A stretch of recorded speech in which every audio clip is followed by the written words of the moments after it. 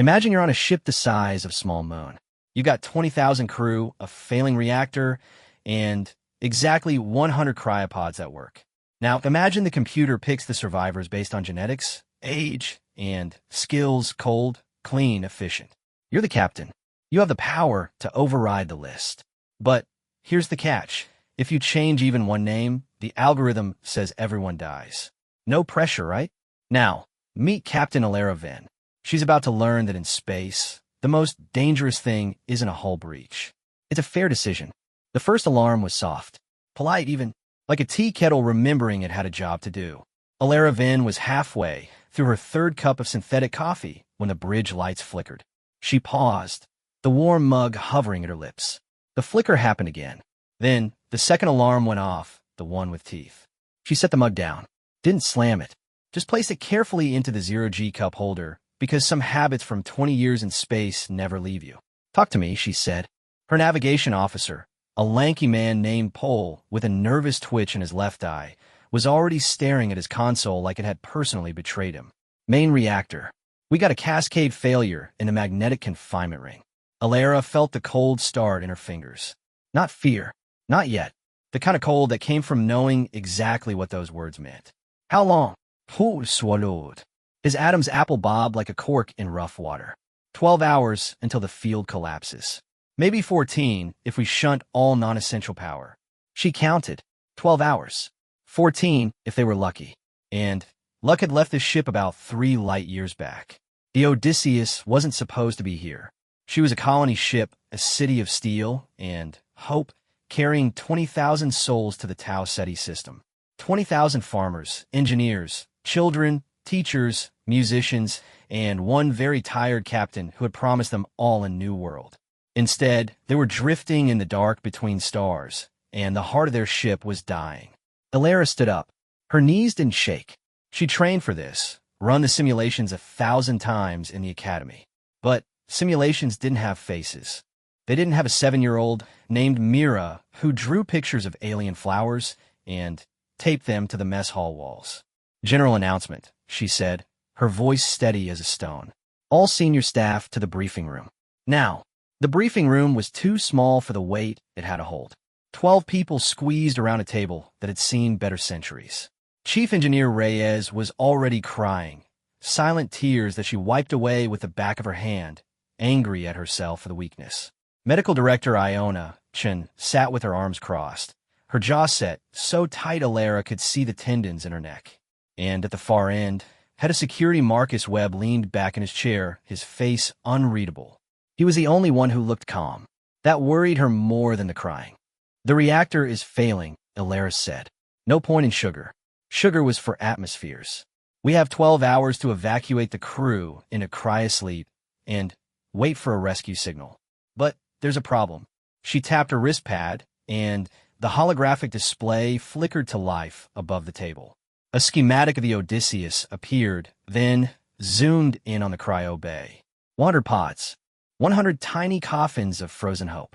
"The emergency power shunt can only sustain 100 cryopods," she continued. "We have 20,000 people on board." The silence that followed was the loudest sound Alara had ever heard. Pole broke it first.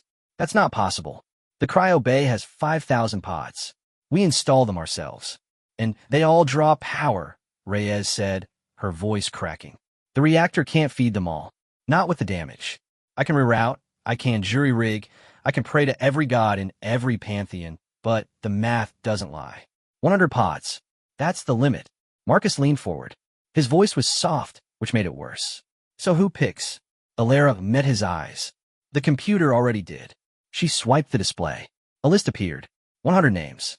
The algorithm had done its work with cold, perfect logic. Genetic diversity, age, medical viability, critical skills. It was a masterpiece of utilitarian ethics, the greatest good for the greatest number. But the greatest number was still 100, and the other 19,900 were just numbers. Iona Chen stood up, so fast her chair screeched against the floor. "This is insane. We have children on this ship. Families. You're telling me we just leave them?" "I'm telling you the truth," Alara said. "And the truth is that if we don't get those 100 people into pods in the next 12 hours, we lose everyone. The reactor goes critical the ship becomes a cloud of debris, and no one finds anything but atoms. She let that land. Let them feel it. But I'm not asking you to accept the computer's list, she said. I'm asking you to help me change it. Now Marcus's calm cracked. Just a little. A flicker of surprise in his eyes. Change it how, he asked. Alara pulled up a second display. This one showed the ship's layout, with every sector color-coded by population density. We have 12 hours. I want you to go out there and find me the 100 people who deserve to live. Not the most efficient. Not the most useful. The ones who make us human. Pol shook his head slowly. Captain, the algorithm doesn't have a heart, Alara cut him off. And I'm not saying we ignore logic. I'm saying we add one variable. Compassion. She saw Reyes wipe her eyes again. This time, the tears weren't from despair. The next 6 hours were chaos. Beautiful, terrible chaos. Alara moved through the ship like a ghost, visiting every section, every habitation block, every crowded rec room where families huddled together and pretended not to be afraid. She didn't make speeches. She didn't have time for speeches. Instead, she listened. She listened to a young mother tell her that her son had just learned to read. To an old botanist who had spent 40 years perfecting a strain of wheat that could grow in Martian soil.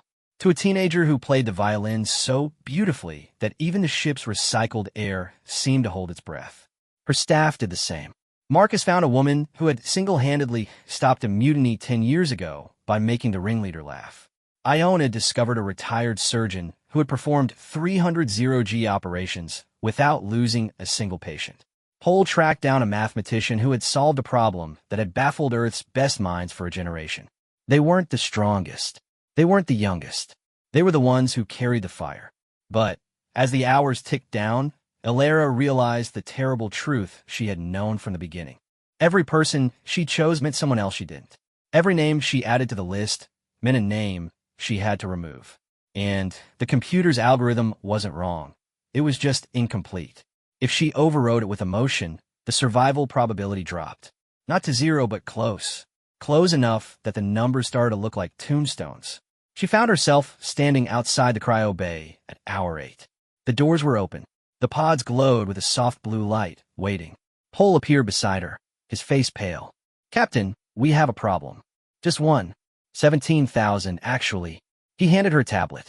The word is out. People know there aren't enough pods. There's a crowd forming at the main junction. They're not violent yet, but they're scared. And scared people do stupid things. Alara took the tablet. A live feed showed the junction, a massive intersection of corridors that connected the residential sectors to the cryo bay. Hundreds of people had gathered, then thousands. They pressed against the barriers Marcus's team had set up, their faces a mixture of hope and desperation. She saw a man holding a sign that said, "My daughter is only 4. A woman holding nothing but a photograph. A boy no older than 12, standing at the front, his chin raised, trying to look brave. What do you want me to do? Pol asked. Alara stared at the feed. For one long, terrible moment, she wanted to run. To lock herself in her quarters and let the computer decide. To pretend she was just a passenger, just another name on a list. But she wasn't. She was the captain. Open a channel, she said. Her voice filled the ship. Every speaker, every comm unit, every crackling intercom. This is Captain Alara Venn. I know you're scared. I know you're angry. And I know that some of you are thinking about forcing your way into the cryo bay. She paused. Let the silence stretch. Don't. She waited for the rioting to start. It didn't. I'm not going to lie to you, she continued. We have 100 cryopods. 100. That's not enough. It will never be enough. But I'm not going to let the computer choose who lives and who dies. I'm not going to let violence choose, either. I'm going to let you choose. A murmur rippled through the crowd. Confused. Curious. Desperate. Here's how it works, Alaris said. Every person on this ship gets one vote. You can vote for anyone except yourself. The 100 people with the most votes get the pods. And I don't care if you're a child or a general or a cook. If your people want you to live, you live. She could hear Marcus's voice in her head, telling her this was madness. She could hear Iona's, telling her it was mercy. She could hear her own, telling her it was the only thing that made sense. The crowd didn't move, didn't speak. Then, slowly, the boy at the front raised his hand. How do we vote? Alara almost smiled. You just did. The voting took 4 hours. For hours of chaos, tears, arguments, and moments so small and so human that Alara felt her heart crack open a little more each time. A father voting for his neighbor's daughter instead of himself. A teacher receiving hundreds of votes from students she'd never even met. A mechanic who had kept the water recyclers running for 15 years, suddenly finding his name at the top of the list. People were good. When given the chance, they were so impossibly good. But the math didn't care about goodness. Pol ran the numbers in real time, his fingers flying across his console. The votes came in from every sector, every habitation block, every corner of the dying ship. And when the final tally appeared on the screen, Alara felt the floor drop out from under her. "This can't be right," she said. Pol shook his head. "It's right. I've checked it 3 times. The top 100 names were there. 100 people chosen by their fellow passengers. But at the very top, with more votes than anyone else by a factor of 10, was a name Alara didn't recognize. She stared at it. The letters blurred, then sharpened. "Who is Elias Vane?" she asked. The briefing room went quiet. Marcus pulled up a file on his own tablet, his brow furrowing. "He's a passenger. No criminal record. No special skills listed. He's a baker. A baker." According to his file, he ran a small pastry shop in the residential sector. That's it. That's everything. Alara felt something cold settle in her stomach. Not fear. Suspicion. "Show me his voting record," she said. Pol tapped a few keys. His face went pale. "Captain, he didn't vote for himself. He voted for a 7-year-old girl named Mira." The name hit Alara like a physical blow. Mira, the little girl who drew alien flowers. She'd seen her just yesterday, sitting in the mess hall, her crayons spread out across the table like a rainbow. "Who else voted for him?" Alara asked. Pol's voice was barely a whisper. "Everyone. Literally everyone who didn't vote for themselves voted for Elias Vane. He has over 19,000 votes. The next closest person has 1,200. For a long moment, no one spoke. Then Marcus stood up. "I'll find him." He found Elias Vane in the bakery. It was a small shop tucked away in a corner of the residential sector that smelled perpetually of yeast and cinnamon. The lights were dim. Power was being rationed now, but Elias didn't seem to notice. He was a round man with flour-dusted hands and kind eyes that crinkled when he smiled. And he was smiling now, even though the ship was dying around him. "Captain," he said, as if she'd just walked into his shop for a morning pastry. "I was wondering when you'd come." Alara didn't sit. "You have 19,000 votes, Mr. Vane. Do you know why?" He shrugged. "I make bread." She waited. He didn't elaborate. "People are voting for you to live," she said, "over their own children, over their own spouses. Do you understand what that means?" Elias wiped his hands on his apron. The gesture was slow, deliberate. "I understand that people are scared. And when people are scared, they want comfort. I give them bread. It's not much, but it's something. It's more than something," Marcus said from the doorway. "It's hope." Elias looked at him. Really looked. "No, hope is what you build when there's nothing left. Bread is just bread. But sometimes when you share it with someone, it reminds them that they're not alone." Alara felt her throat tighten. She'd spent 20 years learning to be a captain, to make the hard decisions, to keep her emotions in check. And here was a baker, teaching her something she'd forgotten. "You're going to get a pod," she said. "The votes are clear." Elias shook his head. "No, I'm not. Mr. Vane, call me Elias." He smiled again, but there was sadness in it now. "Captain, I'm 63 years old. I live a good life. I made bread for people I loved, and I've watched them eat it and smile. That's enough. Give my pod to someone young, someone who still has dreams." He said it so simply, so quietly, like he was asking her to pass the salt. Marcus looked at Alara. His expression was unreadable again, but she saw something new in his eyes. Respect and grief. "The votes aren't just a popularity contest," Alara said. "They're a statement. 19,000 people looked at a dying ship and said, 'If only one of us can live, let it be the man who makes us feel human.' That's not nothing, Elias. That's everything." Elias was quiet for a long time. The ship groaned around them, metal stressed beyond its limits. Somewhere in the distance, an alarm began to blare. A new one, higher pitched. "Urgent." Time was running out. "Then, let me make one last batch of bread," Elias said finally. "For everyone. Not just the 100. For everyone. And when it's done, I'll go to the cryo bay. I won't fight. I won't argue. But Let me do this first. Alara nodded. She couldn't speak. If she spoke, she would cry. And if she cried, she wouldn't be able to stop. The next 2 hours were a blur of flour and fire. Elias worked like a man possessed, pulling every bag of flour, every packet of yeast, every pinch of salt from his stores. The bakery's ovens roared to life, fed by emergency power that Reyes had rerouted against all protocol. The smell of baking bread filled the corridors, drifting through the ship like a ghost. People followed the smell. They came from every sector, every habitation block, drawn by something deeper than hunger. Elias didn't try to feed everyone. He couldn't. But he broke the bread into pieces, tiny pieces small enough that 1,000 people could taste it, could hold it on their tongues, and remember what it felt like to be full. He handed out each piece himself, looking each person in the eye, saying their name if he knew it. "You matter," he told a crying woman. "You matter," he told a frightened child. "You matter," he told an old man who had already accepted his death. And somehow, impossibly, they believed him. Alara watched from the doorway. She saw Marcus accept a piece of bread, his stoic mask cracking for just a moment. She saw Iona Chun break her piece in half and give it to a young couple holding hands. She saw Pole, the nervous navigator with the twitchy eye, eat his bread and then actually laugh for the first time in days. And she saw the boy, the one from the junction, the one with the raised chin. He was standing at the back of the line, trying to be invisible, trying to be brave. Elias saw him too. He walked past a dozen people to reach the boy, holding out a piece of bread that was slightly larger than the others. "What's your name?" he asked. "Leo," the boy whispered. "Now." Elias nodded, as if committing it to memory. "Leo, I need you to do something for me."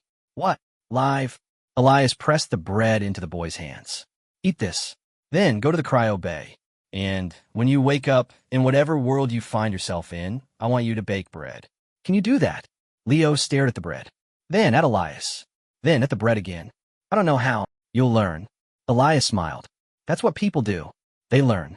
And they teach. And they share. That's all there is. That's all there's ever been." Alara turned away. She couldn't watch anymore, because she knew what was coming, and she knew she couldn't stop it. The final alarm went off at hour 11. 1 hour until the reactor failed. 1 hour until the magnetic field collapsed, and the ship tore itself apart. 1 hour to get 100 people in a cryosleep, and pray that a rescue ship found them before the power ran out. The cryo bay was a cathedral of cold light. 100 pods lined the walls, their surfaces gleaming. The rest, the 5,000 pods that would never open, stood dark and silent, monuments to what could have been. Alara stood at the entrance, a tablet in her hand. The final list was there. 100 names. Not the computer's list. Not even a votes list. A new list. Her list. She had made one change. Just one. "Elias Vane is not on this list," Marcus said, reading over her shoulder. His voice was flat, not accusing, just stating a fact. "No," Alara agreed. "He's not. He had 19,000 votes. He did, and you overrode them." Alara looked up. The first passengers were arriving now, guided by Marcus's security team. Families holding hands, old friends embracing, strangers helping strangers. And at the front, walking with the quiet dignity of someone who had already made peace with the end, was Elias. He was smiling. "I didn't override the votes," Alara said. "I honored them. They voted for him because he represents the best of us, because he's kind and generous and selfless. But if he takes a pod, he spends the rest of his life knowing that 19,000 people died so he could live. That's not a gift. That's a curse." Marcus was silent. "So I gave him something better," Alara continued. "I gave him a choice. He chose to stay. And now, when people remember this ship, they won't remember the 100 who survived. They'll remember the baker who stayed behind to feed the dying." She watched as Elias reached the entrance to the cryo bay. He paused, turned, looked back at the crowd behind him, the thousands who would not get pods, who would stand in the cold corridors and wait for the end. "Go," he said. Just one word. But it was enough. The crowd didn't move. Then, slowly, a woman stepped forward. She was young, maybe 25, with tears streaming down her face. She hugged Elias, held him for a long moment. Then she walked into the cryo bay and climbed into a pod. One by one, the others followed. Alara watched them go. 99 people. 99 strangers who had voted for a baker they barely knew. And at the end, the boy Leo, clutching a piece of bread in his hands like a talisman. Leo stopped in front of Elias. "I'll learn," he said. "I promise." Elias knelt down, bringing himself to the boy's level. "I know you will." He touched Leo's cheek. "Now go, before I change my mind." Leo ran. Elias stood, and Elara saw, for just a moment, the tears in the baker's eyes. He wasn't smiling anymore, but he wasn't frowning either. He was just present, fully, completely present, in a way that most people never are. The cryo bay doors closed with a hiss of hydraulics. 99 pods glowed blue. One remained dark. Elara walked over to Elias. "You could have been a great captain," she said. Elias laughed, a real laugh, warm and full. "No, I would have been terrible. I can't make hard decisions. I can only make bread." "That's the same thing," Elara said. "You just don't know it." She turned to leave, to go back to the bridge, to watch her ship die. "Captain," Elias called after her. "One more thing." She looked back. "The bread," he said. "You didn't have any." Elara reached in her pocket. She pulled out a small piece of bread, wrapped in a napkin. She'd taken it earlier, without thinking. A reflex. "I saved some," she said. "For later." Elias nodded. "That's good. That's very good." And for the first time in 11 hours, Elara Vin smiled. The reactor failed at 12 hours and 7 minutes. Elara was on the bridge when it happened. The lights flickered one last time, a long, slow blink, like a giant closing its eyes. Then, the ship went dark. Not the darkness of night, but the darkness of absence. No hum of engines. No whisper of life support. Just silence and the cold and the distant sound of people breathing. She counted her own breaths. In, out, in, out. Still alive. Still here. "Emergency power is online," Pole said from somewhere in the dark. His voice was steady now. The twitch in his eye had stopped. "Cryopods are stable. Life support in the residential sectors will hold for another 6 hours." 6 hours. Elara did the math in her head. 6 hours until the air ran out. 6 hours until the temperature dropped below freezing. 6 hours until everyone who wasn't in a pod, 19,901 people, including herself, would die. She thought about Elias, about the bread, about the boy Leo, sleeping in his pod, dreaming of alien flowers. "Captain," Marcus said. He was standing by the viewport, staring out at the stars. They were brighter now, without the ship's lights to drown them out. "We did good, right? We did the right thing." Elara joined him at the viewport. The stars stretched out forever, cold and indifferent. Somewhere out there, a rescue ship was probably already on its way. It would arrive in a month, or a year, or never. "I don't know," she said honestly, "but we did the human thing. And sometimes that's the same." Marcus nodded. He didn't look convinced, but he didn't argue. The next few hours passed in a strange, suspended haze. People gathered in the mess hall, the largest space left with life support, and huddled together for warmth. They told stories. They sang songs. A woman played a guitar that had belonged to her grandmother, and the music filled the room like light. Elara moved among them, not as a captain, but as a passenger. She held hands with strangers. She listened to confessions. She watched a man propose to his girlfriend, and she watched the girlfriend say yes, and she watched them both cry because they would never have a wedding. At hour 15, the temperature dropped to freezing. At hour 16, the first person died of hypothermia. An old man, peaceful, his hand clasped in his wife's. She didn't let go. Even after he was gone, she held on. Elara sat beside her, didn't speak, didn't offer comfort, just sat because sometimes that was all anyone could do. At hour 17, Elara felt herself starting to fade. The cold was in her bones now, a deep ache that made thinking difficult. She found a corner of the mess hall, curled up against the wall, and closed her eyes. She thought about her mother, about the last time she'd seen her standing on the launch pad, waving goodbye. She thought about the letter she'd never written, the apology she'd never made. And then she heard the voice. "Captain, Captain, wake up." It was Paul. His face was inches from hers, his breath fogging in the cold air. But there was something in his eyes, something that hadn't been there before. Excitement. Fear. Hope. "What is it?" Elara whispered. Her lips were numb. The words came out slurred. "The reactor," Pole said. "It's not dead." She blinked. "What?" The magnetic field collapsed, yes, but the core is still producing power. It's just bleeding it, like a wound. Pole was talking faster now, his words tumbling over each other. If we can redirect the bleed, if we can cap it, we might be able to restart the field, not permanently, but long enough to get a signal out. A real signal, not the emergency beacon. Alara pushed herself upright. The room spun. She ignored it. How long? She asked. I don't know. An hour. Maybe less. Pole's face was pale, but his voice was steady. But I can't do it alone. The reactor room is flooded with radiation. Anyone who goes in there will die. How much radiation? Enough to kill a person in 30 minutes. Maybe less.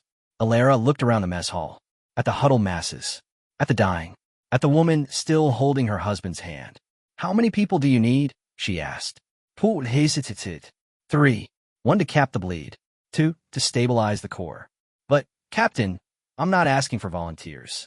I know what you're asking for. Alara stood up. Her legs felt like they belonged to someone else. You're asking for 3 people to die so that 19,000 might live. Pole didn't answer. He didn't have to. She walked to the center of the mess hall. People looked up at her, their faces gaunt, their eyes hollow. She saw the end in their gazes. And she saw something else too. Trust. I need 3 volunteers, she said. The reactor can be restarted, but it will cost your life. 30 minutes of radiation exposure. No more. No less. You will die, but the ship will live. The silence was absolute. No one breathed. No one moved. Then Marcus stood up. He didn't say anything, just walked to Alara's side and stood there, his hands in his pockets, his face calm. Iona, Chun followed. The medical director who had cried in the briefing room, who had called the algorithm insane, who had spent the last 17 hours treating frostbite and hypothermia with nothing but blankets and hope. She didn't look at anyone. She just walked. And then, impossibly, Elias Vane. No, Alara said. Not you. Elias shrugged. I'm old. I've lived my life. And I've still got flour on my hands. He held them up. They were crusted with dry dough, white as snow. Seems a shame to waste it. Alara wanted to argue, wanted to scream, wanted to lock him in a pod and throw away the key. But she couldn't, because he was right. He was old, and he was tired, and he had already given everything he had. 30 minutes, she said. Not a second more. The 4 of them, Marcus, Iona, Elias, and Alara, walked to the reactor room. Pole guided them through the dark corridors, his tablet glowing like a candle. The air grew warmer as they descended, then hotter, then unbearable. By the time they reached the door, sweat was dripping down Alara's face. The radiation alarm was silent. The sensors had failed hours ago. Pole opened the door. The reactor core was visible through a thick glass window, a swirling mass of plasma and light, beautiful and terrible. But the magnetic field was gone. The plasma was bleeding out, eating through the containment walls like acid. The cap is there, Pole said, pointing to a massive metal hatch on the side of the core. Turn it clockwise. It will seal the bleed. But someone has to hold it in place until the field restabilizes. How long? Marcus asked. 20 minutes. Maybe 25. Alara did the math. 30 minutes of exposure.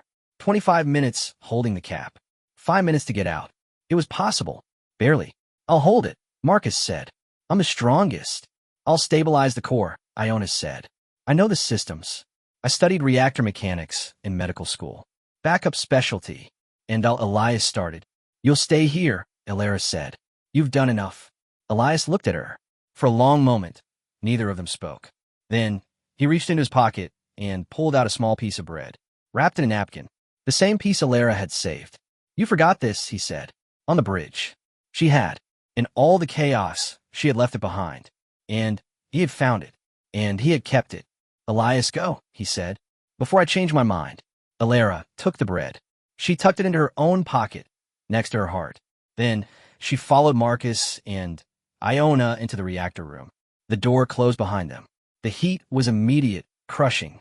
The radiation was invisible, but she could feel it, a tingling in her skin, a taste of metal on her tongue. Marcus moved to the cap. It was massive, twice as wide as his shoulders, but he grabbed it with both hands and began to turn. The metal screeched. The plasma hissed. And slowly, inch by inch, the bleed began to close. Iona worked at a console on the far side of the room, her fingers flying across the controls. The core pulsed. The lights flickered, and somewhere deep in the ship, Pol began to reroute power. Alara stood in the center of the room. She didn't have a job. She didn't have a role. She was just there, witnessing. 5 minutes. Marcus grunted. The cap was almost closed. His arms were shaking. His face was red. I can't. Yes, you can, Alara said. She moved to his side, put her hands on the cap next to his. Together, they turned. The cap sealed with a sound like thunder. The plasma stopped bleeding, and through the glass, Alara saw the core stabilize, the swirling chaos settling into a calm, controlled spin. The magnetic field was reforming. Slowly, painfully, but reforming.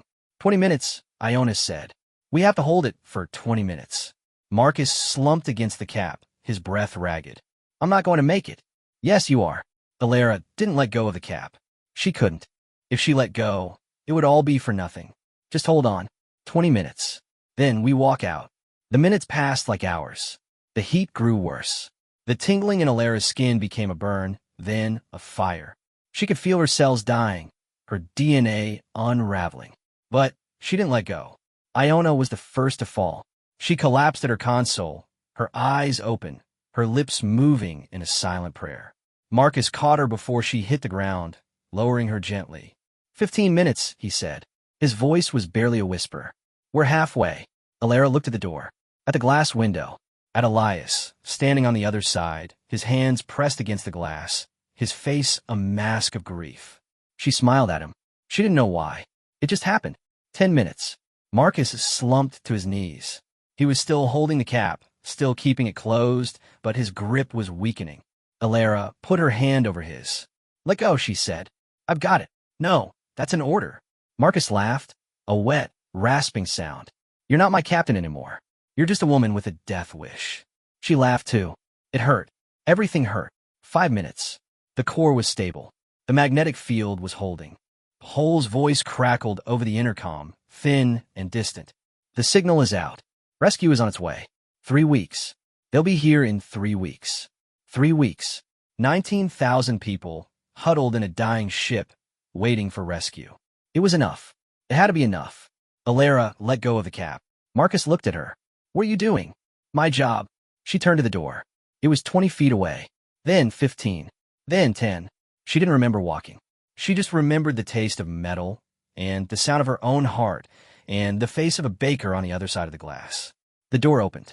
Elias caught her as she fell. You idiot, he whispered. You beautiful, stubborn idiot. Alara reached into her pocket. The bread was still there. A little crushed, a little stale, but still bread. She pressed it into Elias's hand. Eat, she said. You're going to need your strength. Elias looked at the bread, then at her, then at Marcus, crawling through the door, and Iona, unconscious but breathing, and the core behind them, glowing with steady, gentle light. We all are, he said. He broke the bread into 4 pieces. 1 for Alara, 1 for Marcus, 1 for Iona, 1 for himself.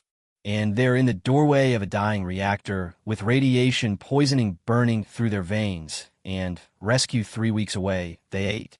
It was the best bread Alara had ever tasted. The rescue ship arrived 23 days later. They found the Odysseus drifting in the dark, her hull intact, her systems barely functional. They found 19,000 people alive, huddled in the mess hall, surviving on emergency rations, and the last batch of bread Elias Vane had ever made. They found a boy named Leo, who had slept through the worst of it, dreaming of alien flowers. And they found Captain Alara Vane. She was sitting in the cryo bay in front of the empty pod, the one that had never been used. She was pale and thin, and her hair had started to fall out from the radiation. But she was alive. Captain, the rescue team leader said, extending a hand. You're coming with us. Alara shook her head. Not yet. Ma'am, you need medical attention. We have a full team on board. I know what you have. Alara stood up, slowly, carefully. But there's something I have to do first. She walked to the pod, the empty one, and she climbed inside. The rescue team leader stared. What are you doing? Alara pulled the bread from her pocket. The last piece. The one Elias had given her. She held it to her chest and closed her eyes. I'm going home, she said. The pod closed. The blue light glowed. And somewhere in a bakery that no longer existed, a baker smiled. She woke up 3 weeks later in a hospital on Tau Ceti 4. The first thing she saw was a plate of fresh bread, still warm, with a note that said, "I learned." It was signed Leo,